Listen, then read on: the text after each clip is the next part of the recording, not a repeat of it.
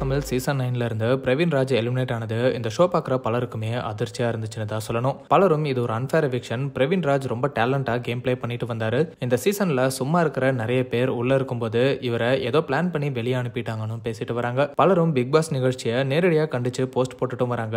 அந்த போஸ்ட்லாம் கூட பிரவீன் ராஜ் ரீஷேர் பண்ணிட்டு வராரு. அவரு இதை ஒரு அன்ஃபேர் எவிக்ஷனா தான் பாக்குறாரு போலன்னு சிலர் கருத்துக்களையும் சொல்லிட்டு வராங்க.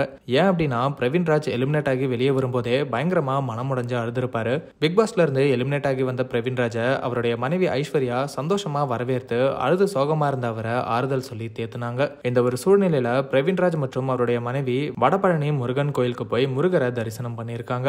அப்போ எடுக்கப்பட்ட வீடியோ தான் அது. என்னதான் பிக் பாஸ்ல அவர் எலிமினேட் ஆனாலும் மக்களோட ஆதரவு அவருக்கு இருக்கு அப்படிங்கிறது இந்த வீடியோ பார்க்கும்போதே தெரியுது. இந்த வீடியோ கேப்ஷன்ல பிரவீன் ராஜ் நீங்க பிக் பாஸ்ல தோத்துருக்கலாம், ஆனா பலரோட இதயத்தை ஜெயிச்சிட்டீங்க அப்படின்னு சொல்லப்பட்டிருக்கு. பலரும் பிரவீன் ராஜுக்கு ஆறுதலை சொல்லி அவர் கண்டிப்பா வாழ்க்கையில அடுத்த கட்டத்துக்கு போவார்னு வாழ்த்துக்களையும் சொல்லிட்டு வராங்க. பிக் பாஸ் தமிழ் சீசன் 9ல இருந்து பிரவீன் ராஜ் எலிமினேட் ஆனதை பத்தி நீங்க என்ன நினைக்கிறீங்க அப்படிங்கறத கமெண்ட்ல சொல்லுங்க.